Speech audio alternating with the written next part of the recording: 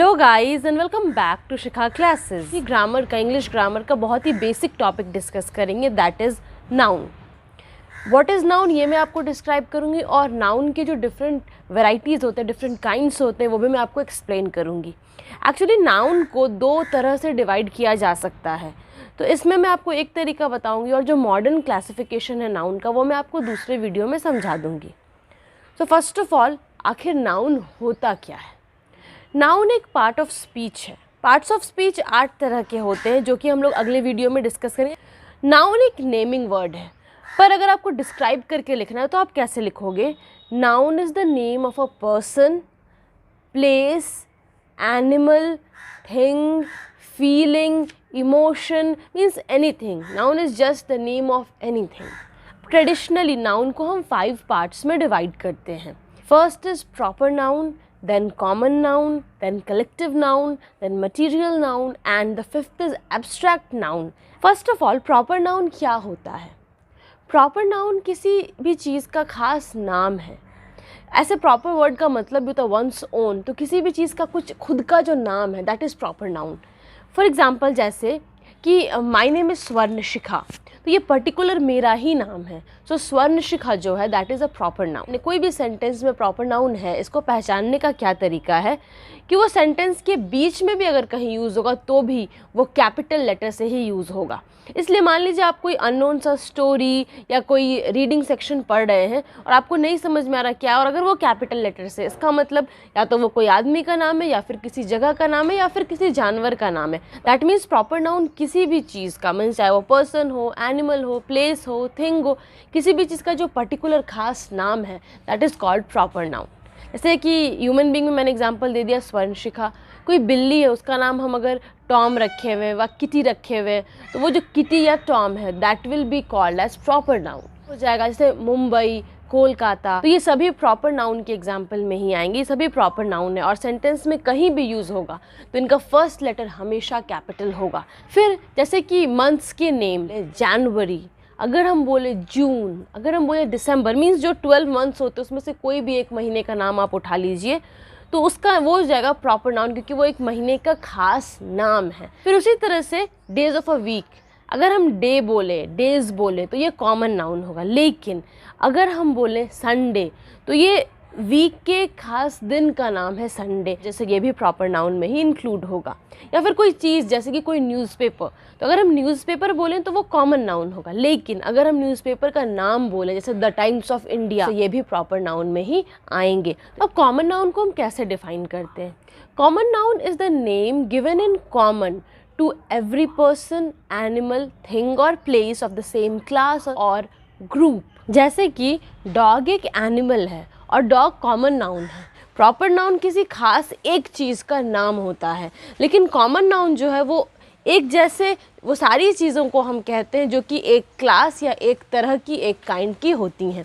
For example, girl common noun है, boy common noun है। अगर हम सिर्फ सिटी बोले तो वो कॉमन नाउन है, लेकिन अगर हम बोले मुंबई, न्यू दिल्ली, तो वो हो जाएगा आपका प्रॉपर नाउन। अब एक चीज़ और यहाँ पे देखने वाली बात कि डॉग जैसे है तो वो कॉमन नाउन है, पर अगर हम जर्मन शेफर्ड बोलें तो ये डॉग का एक खास वैरायटी है, तो उस कॉन्टेक्स्ट में हम इसको प्रॉपर नाउन कंसिडर कर सकते हैं। लेकिन जर्मन शेफर्ड भी तो एक खास तरह के कुत्ते का नाम है, उसमें बहुत सारे कुत्ते होंगे जो जर्मन शेफर्ड जैसा होता है। आप यहाँ पे उसका फ़ोटो देख सकते हो, तो इस तरह का कोई भी जो कुत्ता आपको दिखेगा तो आप उसको जर्मन शेफर्ड कहोगे। तो चूँकि वो एक काइंड का, एक वैरायटी के खास कुत्ते को हम जर्मन शेफर्ड बोलते हैं, तो ये भी एक कॉमन नाउन के अंदर इंक्लूड हो सकता है। Now third one is collective noun. Collective noun is actually a group of persons or things which are taken together and spoken as one whole. मतलब क्या, कोई चीज़ों का ग्रुप हो या फिर कोई पर्सन्स का ग्रुप हो जिनको हम as a single entity consider करते हैं। जैसे कि हम आपको बोलें क्लास, तो क्या है कि एक क्लास में जितने भी बच्चे हैं वो हम as a single entity consider कर रहे हैं और इसलिए क्लास जो होगा वो कलेक्टिव नाउन होगा।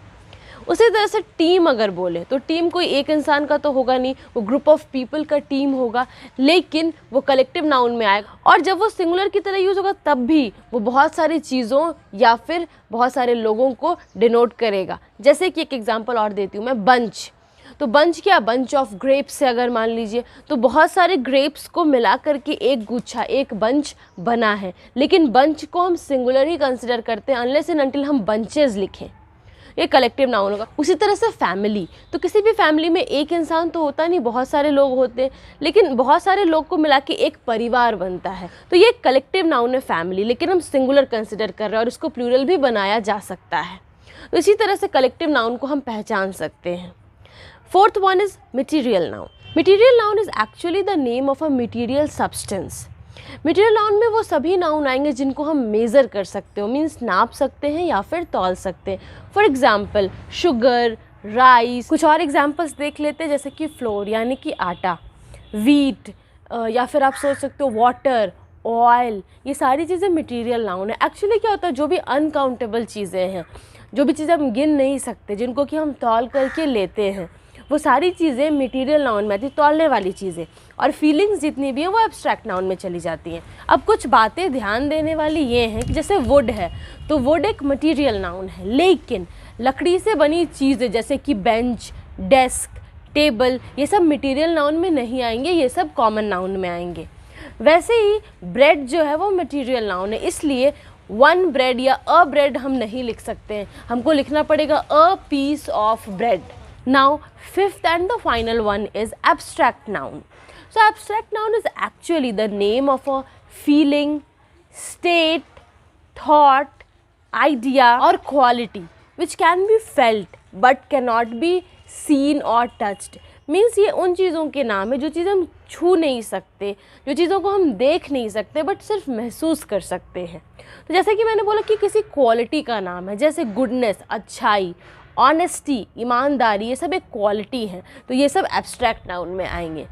फिर मैंने बोला स्टेट। स्टेट मतलब जैसे बचपन, ये एक हमारे लाइफ का एक स्टेट है, तो ये जो चाइल्डहुड है, बचपन का इंग्लिश चाइल्डहुड होता है, ये किस में आएगा, ये एब्स्ट्रैक्ट नाउन में आएगा। फिर मैंने बोला कोई फीलिंग या आइडिया, तो इसमें क्या, जैसे love, love is a feeling. इसके साथ साथ आर्ट्स और साइंस के नाम जो हैं वो भी एब्स्ट्रैक्ट नाउन ही होंगे, जैसे कि ग्रामर, फिजिक्स, केमिस्ट्री, हिस्ट्री, ये सभी नाम जो हैं वो एब्स्ट्रैक्ट नाउन में आएंगे। अब अगले वीडियो में मैं आपको एक एक्सरसाइज दूंगी जिसको आपको सॉल्व करना है, और तब आप देखिएगा कि आप कितना समझे हो, और नीचे डिस्क्रिप्शन में भी उसका लिंक डाल दूंगी, और तब फिर हम मॉडर्न क्लासिफिकेशन ऑफ नाउन पढ़ेंगे। See you in the next video. Till then, keep smiling. Have wonderful days. और अगर आपको कोई डाउट रह गया हो ये नाउन के वैरायटी में, या फिर आपके पास कोई एग्जाम्पल हो जो आपको नहीं समझ में आ रहा हो कि इसको नाउन के किस वैरायटी में डालें, कौन सा वैरायटी ऑफ नाउन ये होगा, तो आप काइंडली कमेंट सेक्शन में लिख करके बतलाइए, या फिर मुझे ईमेल भी कर सकते हैं। मेरा ईमेल एड्रेस है swanshika28@gmail.com, या फिर आप मेरे फेसबुक पेज पर मैसेज भी कर सकते हैं, जिसका लिंक नीचे डिस्क्रिप्शन में दिया हुआ है। थैंक्स फॉर वॉचिंग, और अगर आपको वीडियो पसंद आया हो, don't forget to hit the like button, share this video with your friends, और अगर आपने सब्सक्राइब नहीं किया है तो काइंडली सब्सक्राइब कीजिए, बगल के बेल आइकन को प्रेस कीजिए, ताकि जैसे ही कोई नया वीडियो मैं डालूँ आपको नोटिफिकेशन मिल जाए।